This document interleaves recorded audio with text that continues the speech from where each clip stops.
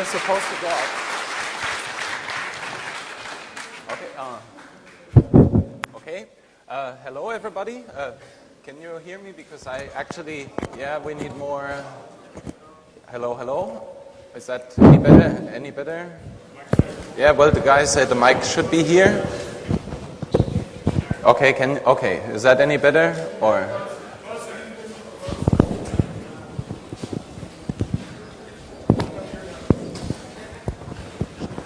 Okay. That's not supposed to happen. Hello. That works. Yes. Is the okay? Anyways, welcome to the Wikileaks talk. We're very glad to see that so many people have come for this keynote. I'd like to maybe pick up where Cohen left off in the first talk, thanking everyone who has built up this great place for the next couple of days. We all hope you enjoy yourselves. My name is Daniel. I'm with Wikileaks in Germany. This is Julien, whom you might know from writing for Wikileaks as well. He also published a couple of books, one of them quite popular in this scene. Julien will give you an introduction to Wikileaks, and after that we'll be talking about some current developments. So enjoy your talk, and Julien will take over now.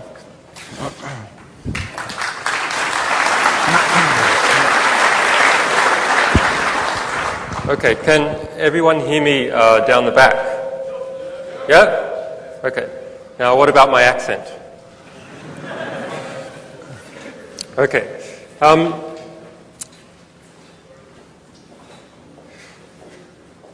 Humanity has had a long history of tyranny. Wherever there are riches to be had or land to be grabbed, there are tyrants and tyrannical institutions. Humanity has had an equally long history of rebelling against these same tyrannies and exposing their injustices. I've seen the degradation of politics and war firsthand. But I still believe in the ability of people to rebel against tyranny and injustice.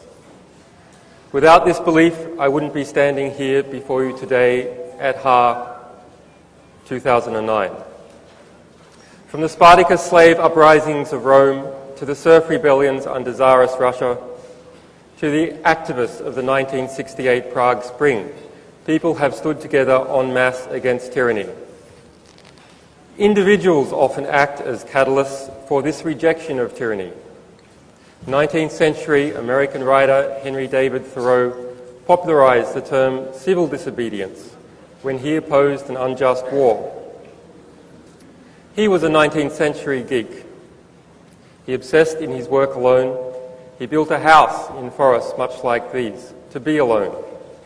He was an outsider, and it was this perspective that let him say what others could not. There are other catalysts for civil disobedience, many famous, such as Mahatma Gandhi and Martin Luther King. Some of these catalysts, such as Nelson Mandela, won their wars. Others, such as the brave Aung San Suu Kyi, continue to serve as successful points of opposition in battles that have yet to be won. What is unique in our moment of history is the convergence of the very old notion of civil disobedience and a newly globalized world in which less than 200 milliseconds separates everyone from New York to Nairobi. And that fact has led to a new phenomenon: global digital disobedience, where people of the world can come together to support each other in their mutual struggles. Digital disobedience uses technology to catalyze positive social change. It uses technology to call corrupt institutions and individuals to account, no matter in what country they're in. It enhances the power of nonviolent protest, and it is not just a theory. We have shown it works. What is special about this gathering here in the Netherlands, held once every 4 years, is that it is a showcase for the evolving nature of digital disobedience. From its earliest days, this event has shown how technology can be a tool for reform. At HIP in 1997, this community learned how the German government tried to shut down a small nuclear protest magazine because it didn't like what the magazine said. Geeks and activists including many of the original founders of this gathering, joined together to ensure freedom of speech by hosting the magazine, including at the great Dutch ISP Access for All. The German government effectively blocked Access for All behind the scenes. It was access for all but the people of Germany. If the German government's move was heavy-handed and clunky, this community's response was light and agile.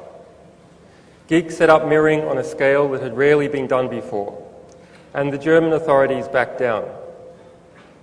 That was an important early point on the timeline of digital disobedience. Wikileaks is another such point. Started in 2007, Wikileaks is the world's first uncensored, secure, and anonymous whistleblowing site. Civil disobedience can have a high human cost. After the Spartacus uprisings 2,000 years ago, Rome crucified more than 4,000 slaves. Their bodies still line the famous Appian Way, which was Rome's first superhighway. At Wikileaks, we use technology to try and reduce the human cost of civil disobedience and promote justice. We don't want bodies to line our new global highway. And now I will give you some examples of information that we have helped to put into the public sphere that otherwise would not. And later, my colleague Daniel will give you a list of information that should be in the public sphere but still is not.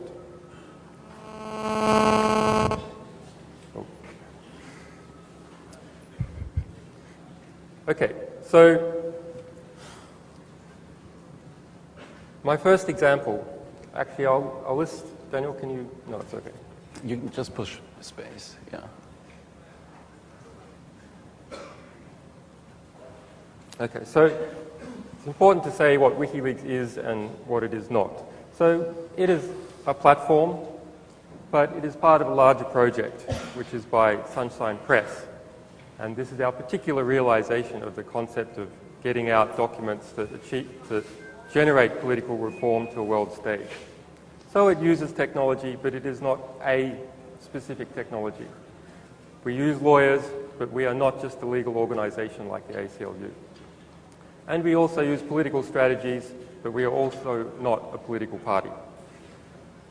Although sometimes I think people may have ambitions.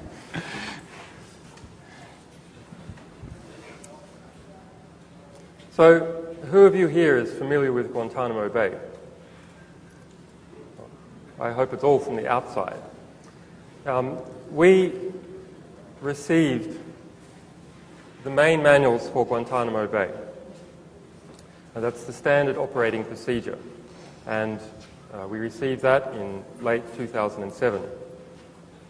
At the time, you may remember that the political line being pushed by the United States was that Guantanamo Bay was, in fact, a model prison. But through our work, and of course other people's, we showed that this was not true. So we received the 2003 manual to Guantanamo Bay. The ACLU had been trying for 5 years at that stage to get the manual under the Freedom of Information Act and had been denied all that time. The 2003 manual revealed that prisoners were being held secretly from the Red Cross, which is a violation of international law, that they underwent numerous psychological abuses and also some physical abuses in great detail. That release to the public then, of course, generated a lot of media interest and press coverage and responses by the commanders of Guantanamo Bay. In their response, and in the US Defense Department's response, it was stated that that was then, that a new commander had taken over and the prison had been reformed. That lie invigorated another whistleblower to step forward and give us the next year's manual, 2004. And by comparing these two, we were able to show that in fact the situation for prisoners in Guantanamo had degraded over time, that it hadn't gotten worse, and that a new camp had been set up, Camp 4, which was a media show camp. So it hadn't gotten better, rather the perception had changed because of propaganda. Now, this is something we've often seen, that one leak will inspire other people. Daniel Ellsberg, the famous American whistleblower who leaked the Pentagon Papers and whose most recent article is on the front page of Wikileaks, has often said that courage is contagious, that one courageous act well done inspires other people to follow suit. And so we often see this, great streams of leaks from a particular country or a particular institution following others. Excuse me, sir, could you speak up? No. You guys in the back all lied, right?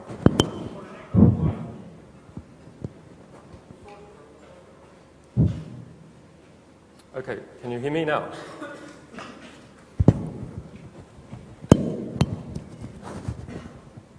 What about now? Can anyone not hear me? Please put your hand up.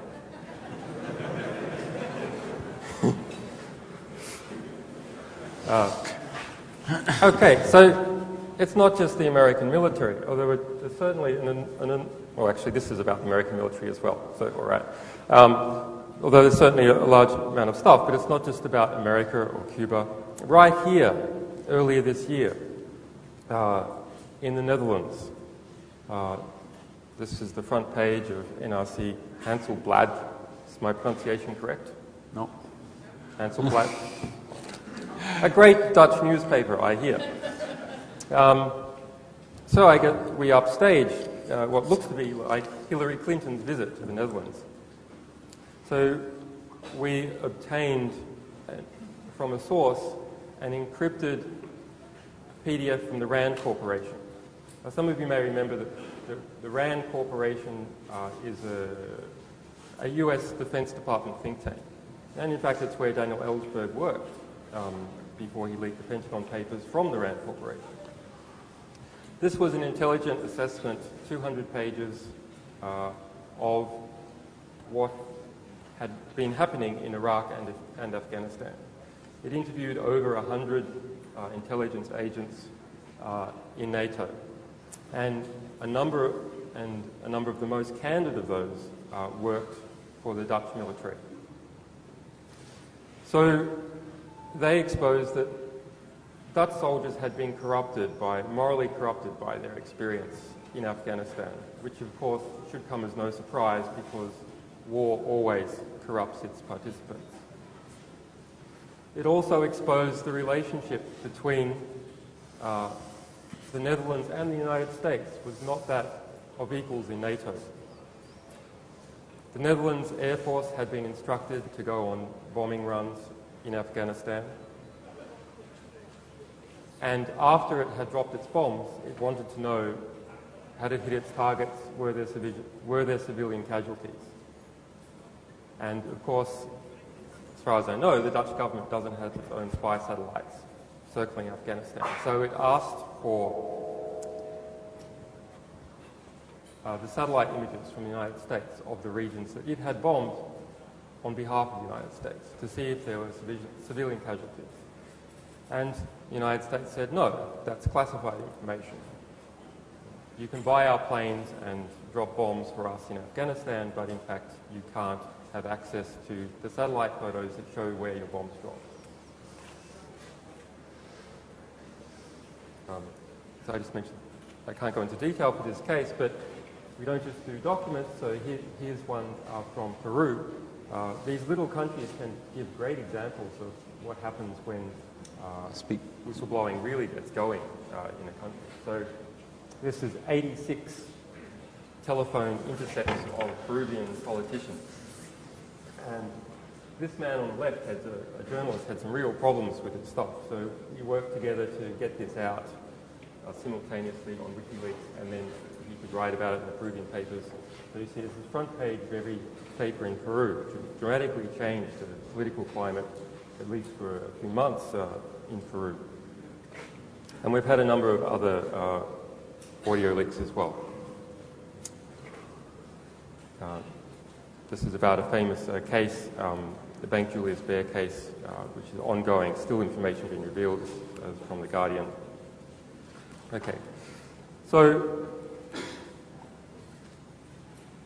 I personally, having lived in Kenya on and off over the past few years, have seen some fairly dramatic impacts. I have also seen a number of assassinations and exposed assassinations together with our sources on Wikileaks.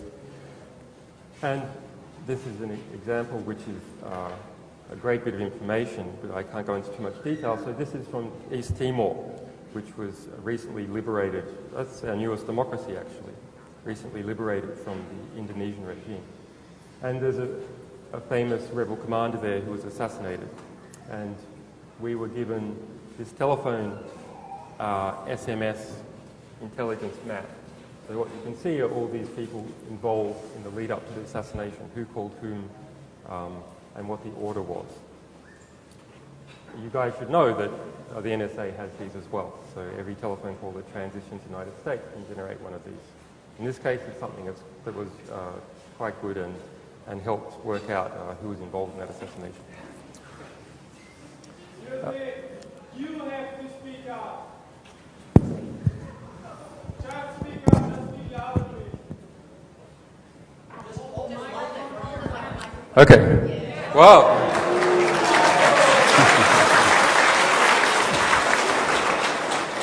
The power of the thing. Okay, so in Kenya in December 2007, I was present, and we were involved in getting hold of a report that revealed that the president, Daniel Arap Moi, had stolen $4 billion from the Kenyan treasury over time. And this is a country where the average person makes $1 a day, so $4 billion is a real dent in the economy.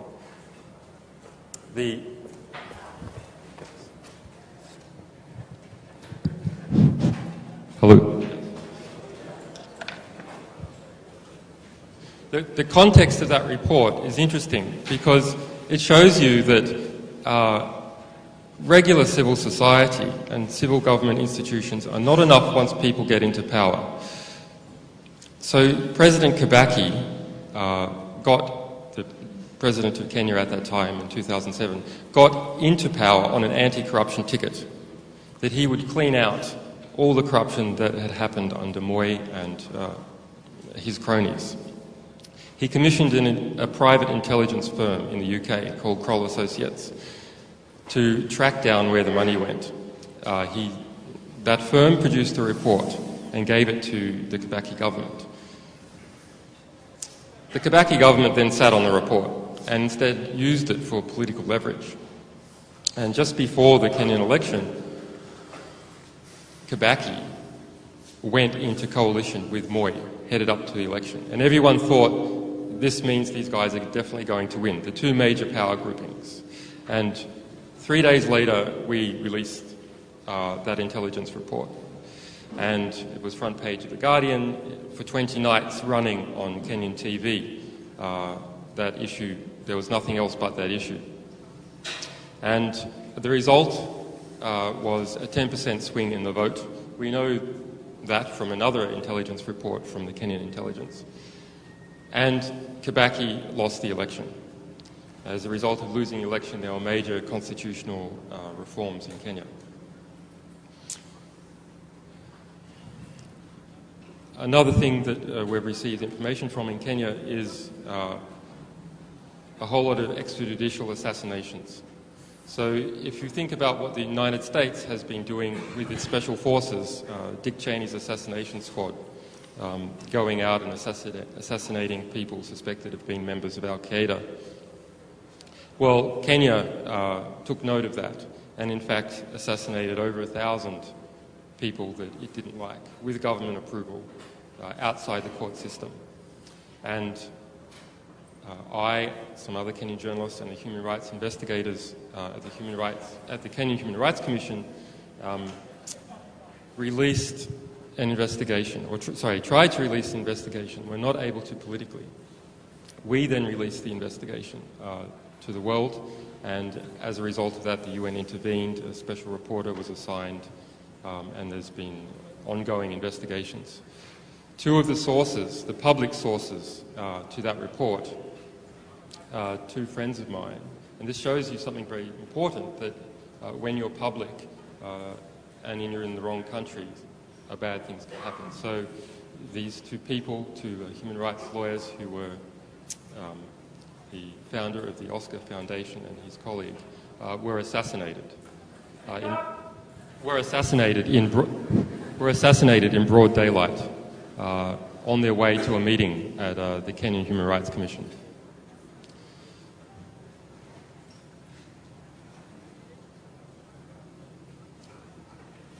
So we've had a lot of, we get sued about once per month, and we get illegal letters about once every 2 weeks. We get sued about once per month and get legal letters about once every 2 weeks. And it's interesting to see where these sources come from.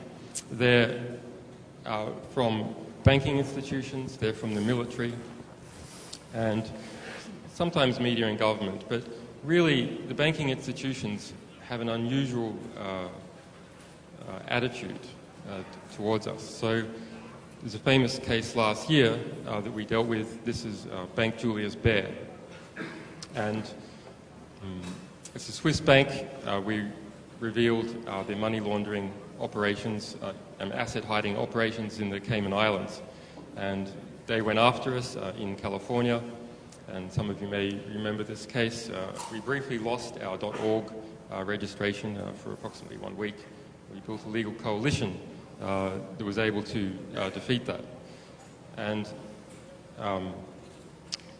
so this has continued with similar investment bank cases in South Africa, in just last week in the United Arab Emirates, and something you may have seen recently, which is Corpthing. So an Icelandic, the largest bank in Iceland.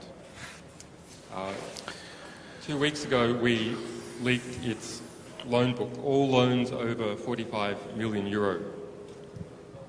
And the result of leaking this loan book was, of course, an immediate attack by the Corpthing Bank on us, which we easily resisted. But it then took the most unusual step of injuncting all the media in Iceland from reporting that we had released the loan book. And inside the loan book, it reveals that the principals of Corpthing and billionaires in the UK had been, in fact, loaning themselves billions and billions of dollars without collateral. And they had been loaning people who had shares in Corpthing money based upon the shares in Corpthing. So a bit of a pyramid scheme to pump up the share price and to do favours for friends in Corpthing. As a result, there was public outrage by the censoring in relation to the censoring of the national broadcaster in Iceland. And it's interesting to see these island cases because everyone in the community can come together. And when it's an island, you can see what is causing the effect. So this has been in all the major newspapers around the world over the past week. The Icelandic president has come out and said that they're going to change banking secrecy laws in Iceland to make it easier for people to reveal the behaviour of these investment banks. And even the UK Serious Fraud Office has called for more people to come forward, more Corpthing whistleblowers to come forward and reveal banking documents. So there's actually a world of information as far as these banks are concerned. So people say that the other two banks in Iceland, Glitnir is one and the other is absolutely unpronounceable, actually John Cleese has a segment on how to pronounce Corpthing. That's also unpronounceable. These are even worse cases. we've seen other cases in Turks and Caicos Islands and East Timor I mentioned before. And I believe that these island cases show that if we can increase the amount of whistleblowing and document leaking that's happening in major countries, we will see the same effect as we do in these island countries and smaller communities, which are totally transformed by the revelation of information, serious information.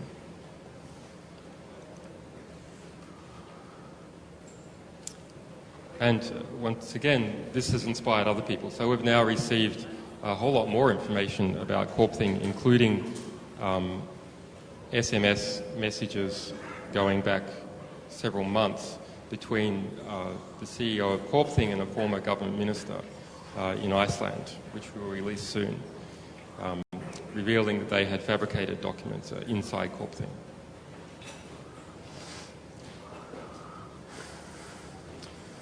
Okay, so now that's an example of some of the material that we have successfully released and that has gone on to successfully produce reform. There's many, many other examples. In fact, thousands of other examples that we have done and that I have also been involved in. So some of you may be familiar with our censorship work and the many censorship lists that we've released from China, from Baidu, which is China's equivalent of Google, from Thailand, from Norway, from Australia, a very famous case, from Denmark. We don't have time to go into that now, but on Friday at 11 p.m. We'll be doing a session just on some of these censorship cases, and Daniel will speak a little bit more about that later on. Well, that's not yours. Okay. It's my section, I guess. Okay. Shall I take over? Or? Okay. So that is an example of when it goes well, the amount of impact that can be had just by revealing information which is suppressed. The value of why go after the suppressed information, the constricted information? Well, it's because in the universe of information, it's hard to know what matters, what is actually going to produce some reform. You need a way of measuring the value, some signal, some economic signal. And the economic signal that is given to us is how hard do people try to suppress it? Because what we've seen is that they have an understanding of their own information, their internal information. And the degree of effort to which they go to suppress that information represents a signal about the potential reform effect of that information. So that is how we are able to pick the pieces of information, the pieces of knowledge that are hidden in the world, which will have the greatest reform effect for civilization. And now we will present some stuff that we don't have, and that journalists that I've spoken to want, and human rights lawyers and internet activists have nominated. We first decided to do this when a year ago a Dutch IT consultant came to me and said, well, it's great what you're doing, and it's amazing that you've had such incredible political impact, but I am a technical person. I don't understand what it is that's going to make this impact, what the zeitgeist is in the media at that moment. How can I contribute the right thing to this? I have a lot of access as an IT consultant. I'm an insider in many organizations. But how do I know what to give you? Do you have a list? And we didn't have a list. But I thought it was actually a really good idea that we did have a list. So now we have a list. Not perfect, but pretty good. And Daniel is going to tell you about this list. Okay. So, as Julien said before,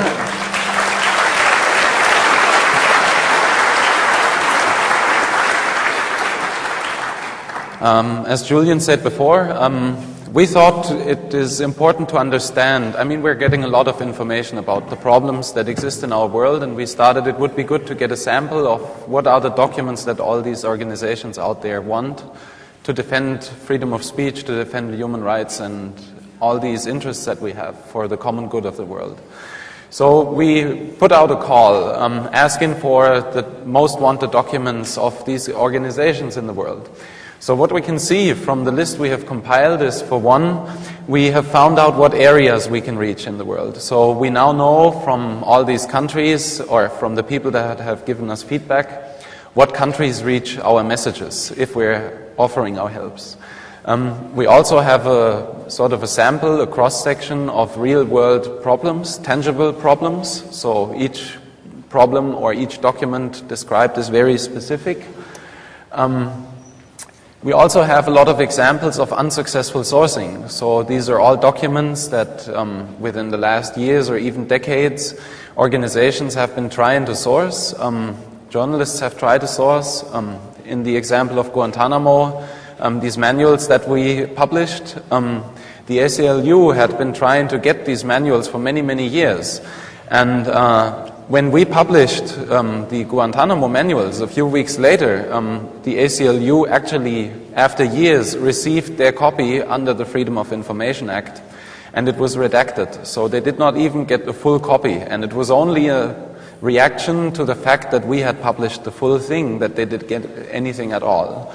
So it's a lot of organizations out there, people out there fighting for a good cause, that know that there is a certain specific document that they need, but they don't know how to get their hands on it. And this is what we're trying to assist.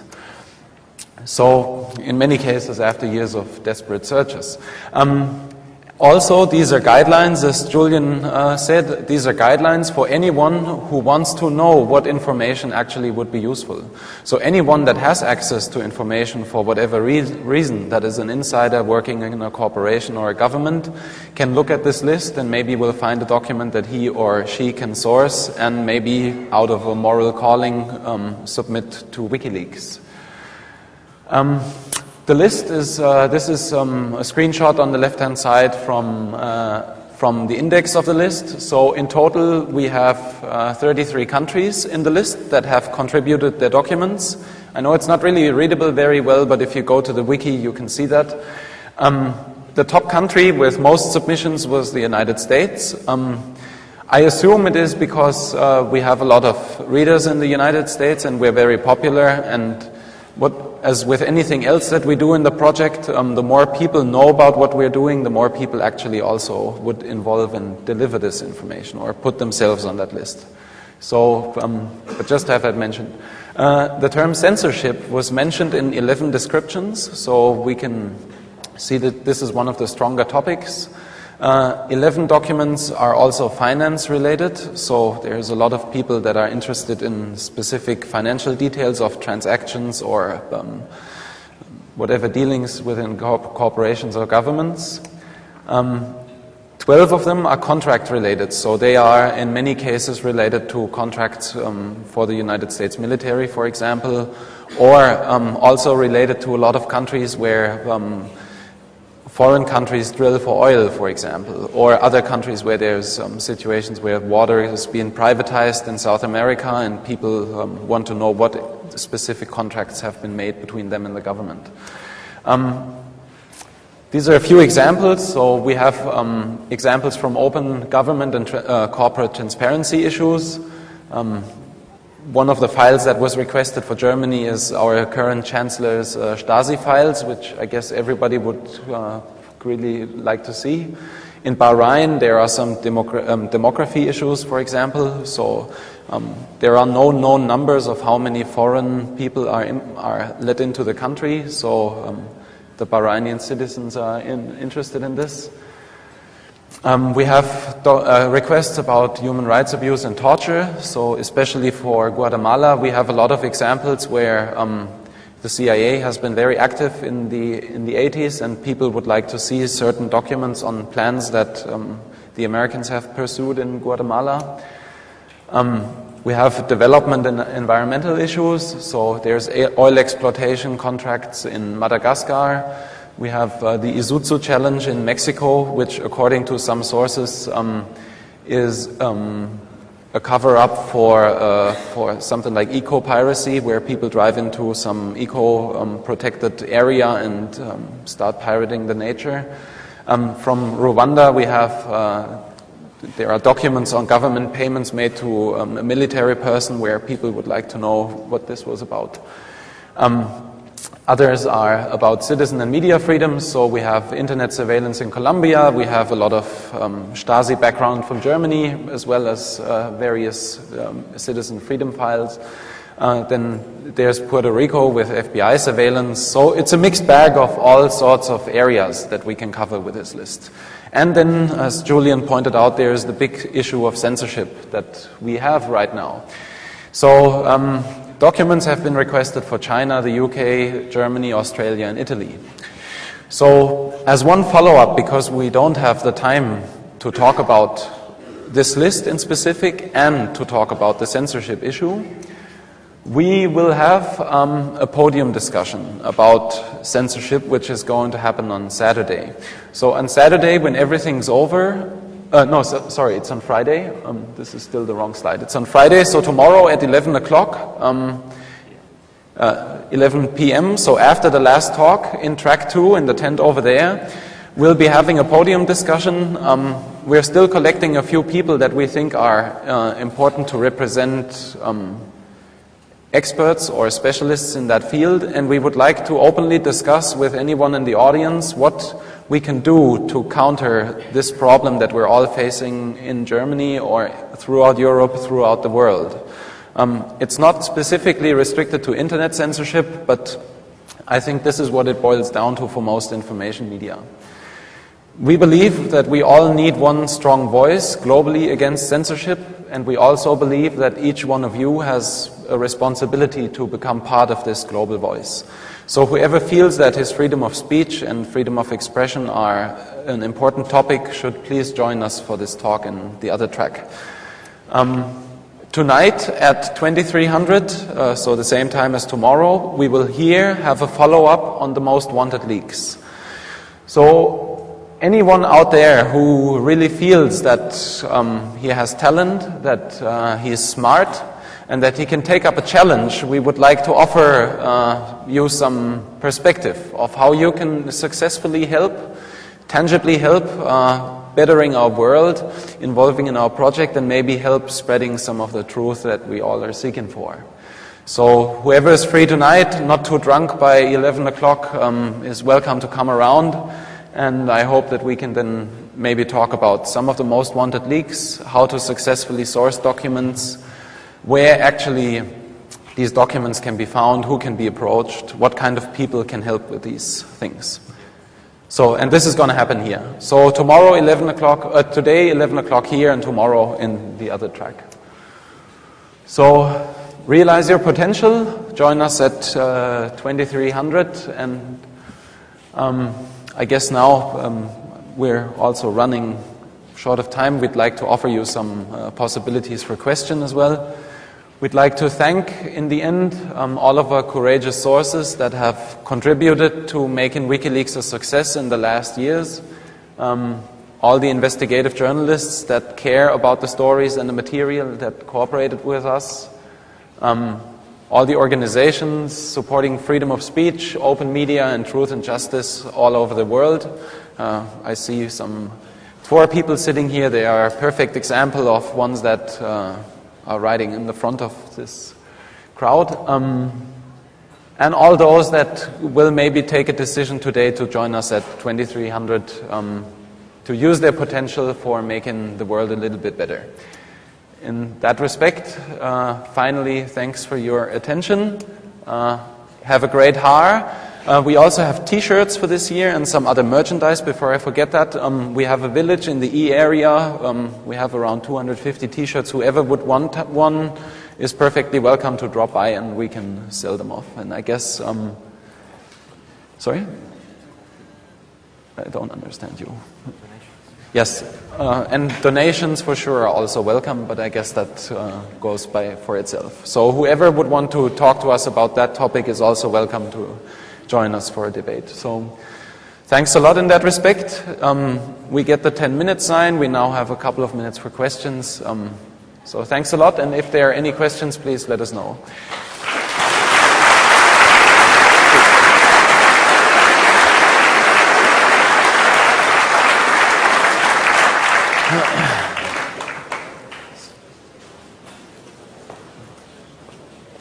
Okay, anyone?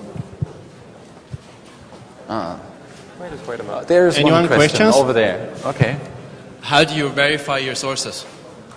Well, I guess we don't verify sources, we verify documents. That's what I would say. Sources are anonymous, so it's pretty hard to verify the source if you don't know the source in the first place. Well, then how do you verify the documents? So, you want to... Yeah, so this is actually pretty easy if you're not lazy. A document purports to be written by some organization or some person. So one of the easiest ways is you just call them up and ask. Not so hard. And the answer is yes, no, or I won't tell you. And if it's no, you have to do a bit more work. I don't think it's ever been no, actually. No, I don't think so. It's never been no. Because they don't know where you got it from. So there might be someone else in the organization who will just come out straight after that no and say yes. And that looks really, really bad. Yes is often done with a little bit of spin control. So big organizations know that the way to get positive stories is to talk to journalists. Because if you don't talk to journalists, the journalist goes, that bastard wouldn't even talk to me, right? So the media liaison units know that, and they do like to talk. Others, as an example, we released a classified document on Fallujah. Several actually, one on the prison, and that reformed all of the prisons in Western Iraq. Another on the attack in Fallujah. UPI, a friend of mine at UPI, Sean Waters, his national security correspondent, he then approached the US military, his contact, and said, what about this document? And he's like, I'm sorry, Sean, I can't help you with anything about that. I can't talk about that. But it's not a no. And then you just go through the facts of the document. Hey, well, you can't tell me that this document exists, but did this happen, and did this happen, and did this happen, and did this happen? Okay, so what you're saying is that everything in the document happened, but you're not telling me whether the document is true. And then from that point, you just use your experience and your journalistic gut and say, well, it's true. It's just obvious it's true. The amount of conspiracy or economic costs that would be necessary to not have that would be fanciful. Question. Do you try to anonymize documents to get rid of digital watermarking techniques that might serialize the documents? Yeah, so good question. Yes, we do.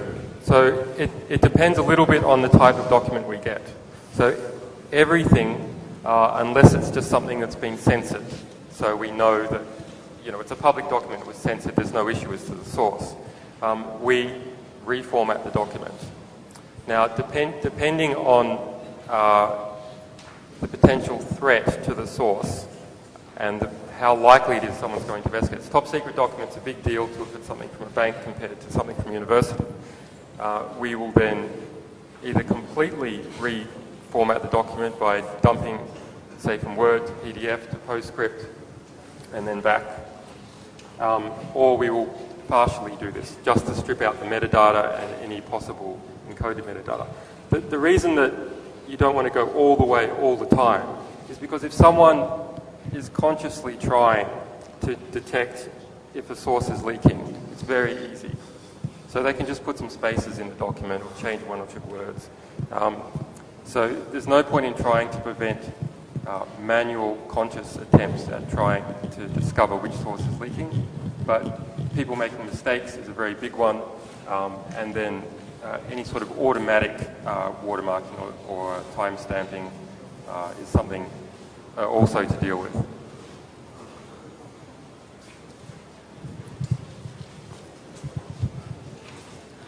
Well, in Holland, we can do WOP-verzoek, requesting public information from a government-related. Can you repeat the question? Because I can't understand. Yes. Well, we have in Holland, the government has to give information about public-related subjects, like the pollution of our air or the pollution of our drinking waters. And well, when we send a letter to the government, to the From Inspectie, the From Inspectie in the Netherlands, when the details get very hairy, they say, well, the document you're requesting no longer falls under the law of sending public information, and the document is now in the hands of a small company which we are hiring. So then the information is blocking, and in that way you can't continue in your research. How are you going to solve that problem? How am I going to solve this problem?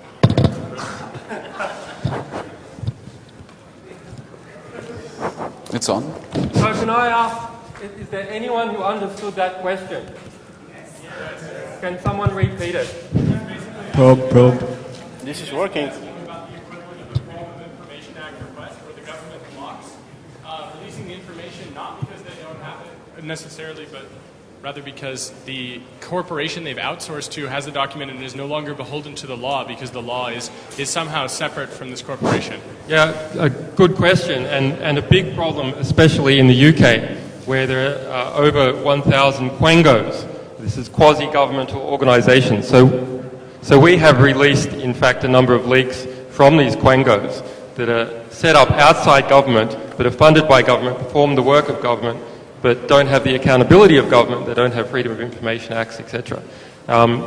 Those Quangos are a big issue in the UK at the moment. I'm not sure whether there will be a reform of them, because it's very easy to make an organisation take less government funding, pull it away to the point where you can say it really is a separate entity. So there's a blurry line there.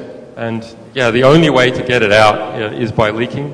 Also the Freedom of Information Act, which is, I think, possibly the best tool for democratic governments that has been invented, when it's followed, is not followed. And it's delayed extensively. Though you can have victories.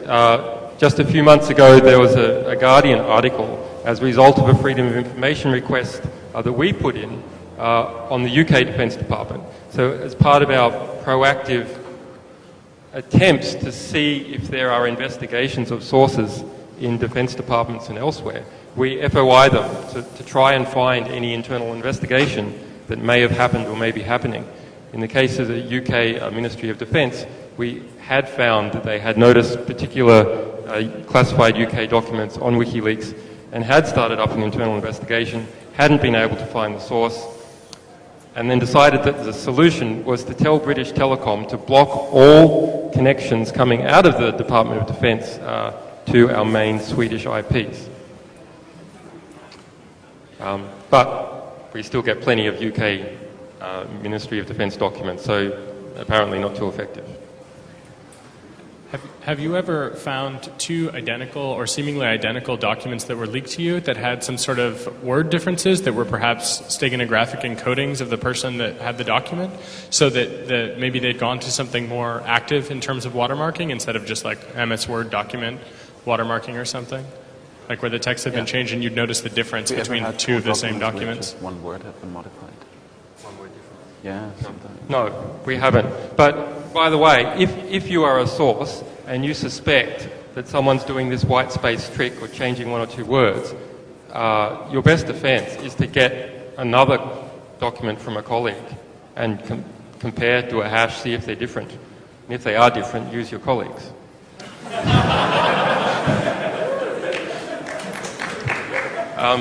But actually, we have received multiple versions of documents, and that can be very interesting, like in that Guantanamo case, or a draft document versus the public representation, or something that was classified and then declassified, and you see what stuff is removed. In the case of It's complicated, but an American military device that was used in Iraq. We had two descriptions of tests on this device that were very, very slightly different, and it revealed that they had concealed things about faults in this device. So comparisons are great, and by the way, side-by-side diff is really great. We did this for Guantanamo, and that revealed in very fine detail all the little changes, including some quite pathological changes. So, for example, removing all the words attempted suicide and replacing that with self-harm. So a big difference in the response, because the doctors on board have to do certain things when there's an attempted suicide they don't have to do self-harm. Time's out. Time's out? Yes. Okay. So Yes. time's out. What's the next presentation? Actually, good question. I haven't had a look at the schedule at all yet. There's Mr. Nielsen, if I remember your name correctly, at least. Okay. Okay, thanks for Thanks for your coming, attention. and